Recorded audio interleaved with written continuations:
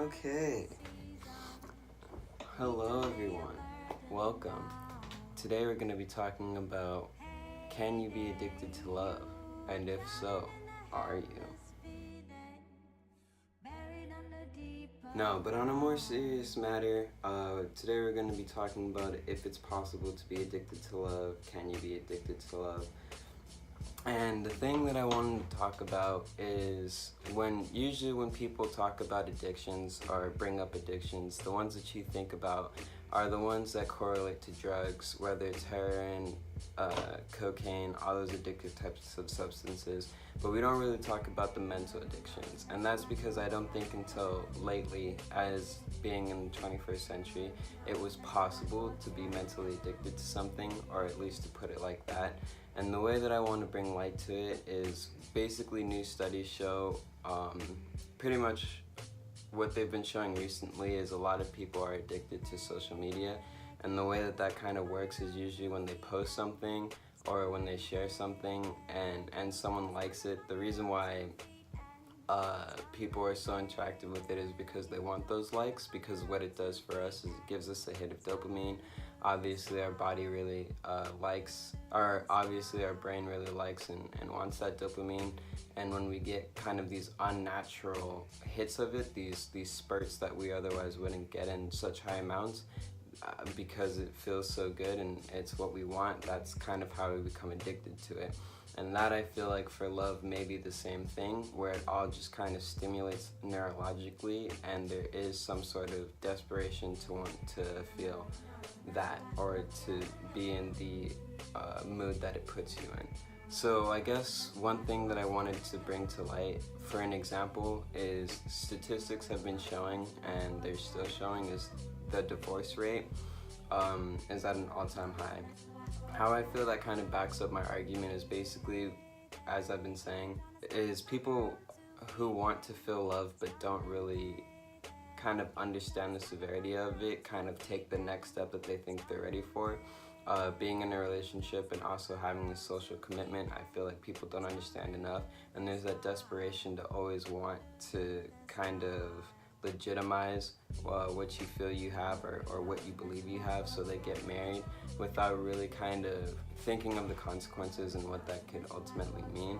And then when they get off of that high, or when they start to have that, and for lack of a better word, that reality check, that's when they start getting divorced. It's how I feel, and obviously very simple terms, people wanting that love and that desperation for the experience, that they take the next step that would otherwise enshrine or legitimize that love, and then regret it later on because they don't actually really feel that emotion that they want to convey, or that they're trying to have conveyed to them. So an interesting way that I think, or have heard love been described, is familiarity over time.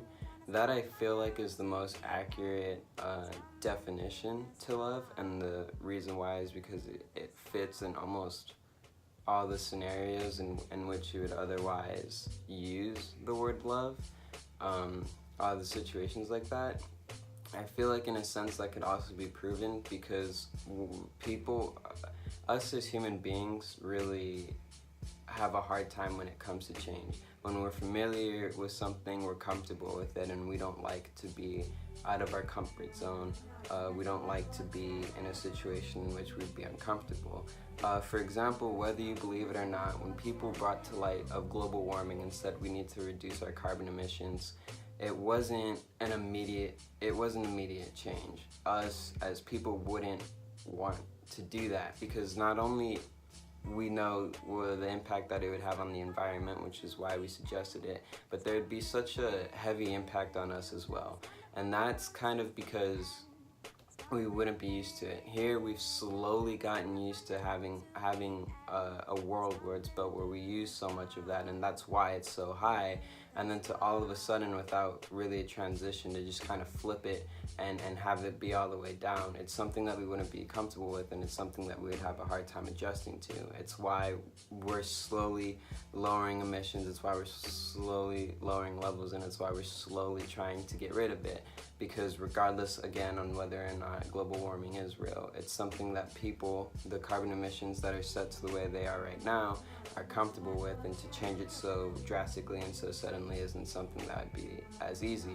I mean, for a more closer example, people kind of get angry when a new reboot of a superhero movie comes out and a new actor is playing the superhero that another actor that we were comfortable with was already playing. And as an audience, we get mad and we say, oh, that's not my Batman, or oh, that's not my Spider-Man. And it isn't until the movie comes out that we kind of go, oh, okay, they weren't that bad, or oh, you know what, I feel like that might be better. And that's just with a movie, if anything, a superhero movie. So it's not gonna be anywhere near different when it's a more controversial, drastic kind of situation. Harry Harlow kind of had an interesting experiment and what is called the Harlow monkey experiment, where he basically took monkeys and from birth away from their mothers, and he put them, or there are situations in which he would subject them to, and kind of decide which of the two monkeys they would choose out of their options, being a barbed wire monkey doll or a soft, cuddly monkey doll. And the way that he would give them incentive to choose the other one, to choose one or the other, was that the soft monkey doll would, you know, be just soft, cuddly, and there would be a barbed wire monkey doll with actual nutrients, stuff like milk, food, whatever that monkey would need to survive.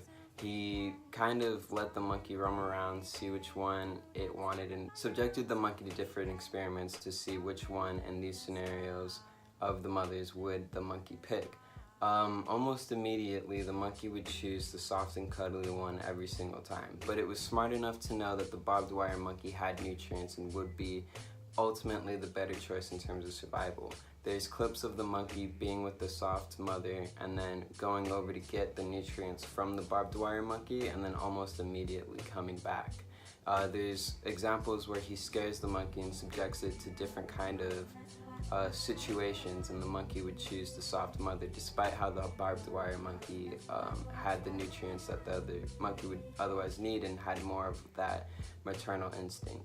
It was pretty interesting to watch, and I recommend that you watch it too, because I feel like there's a lot of parallels that could be drawn from it and really just kind of related to ourselves in what would be this day and age. Because basically, one parallel that you can get is, again, our kind of concept and understanding of love. To bring up the most drastic example to kind of just really solidify what I'm saying is when you hear stories of abusive relationships or domestic violence between a partner, you always kind of have the same questions, and you always kind of wonder, oh, well, when did this happen? How long did this happen? Why didn't you break up with them? Why didn't you get out? Why didn't you call for help? And I feel like the parallel between that would be the soft monkey and having nothing in terms of nutrients and actual terms of survival and betterment of the child, whereas the barbed wire, the hard truth of it, has what the monkey understands and what we would understand would be the better choice, and which would help us as people and individuals. The monkey constantly going back to the cuddly mother with no nutrients is what people basically end up explaining in these relationships of abuse or turmoil. Is they convey that the person that they knew that they've gotten in a relationship is so much better. They do provide this love, and there is another side to them, a bigger side to them that we just don't understand. And through a couple of small interactions, as big as they may be, although probably not as often, they don't want that to define them, and so they don't end up leaving. They want to see the better person, and they do see the better person, which would ultimately, the parallel between that would probably be the love and the emotion that we're so desperate to feel. And the parallel between the child would be that here we have the example of what we feel is better for us and what we want regardless, and what we know is better for us and what we sometimes do choose regardless. And the monkey choosing the cuddly doll, it's the people choosing whether, and going back to the original example, getting married even though you, again, to put it simply, don't mean it. You want to feel love, and you have that desperation. No matter how toxic it can be, or no matter how much you don't actually feel that way, we're so desperate to be loved. We're so desperate to feel the neurons in our brains that would stimulate us in a positive way, to want to feel this, to have that dopamine, to have that feeling that we want so much. And we choose the relationships that we think would otherwise give us that, despite how bad they are. We have the barbed wire monkey, where we know that despite all of our beliefs and what we know to be true, what we know instinctively, and what we could cognitively prove that we know is better, we refuse to choose it, and instead we choose, no matter how bad the decision, to feel what we so desperately want to feel. And with that being said, thanks for watching. As if he were seeking as much contact comfort as he could get, builds up his reservoir of affection and security. First, his body relaxes as the fear disappears. But above and beyond this, new positive response patterns appear. He now goes out to explore and investigate this new, strange world. He is now a normal, happy, curious baby.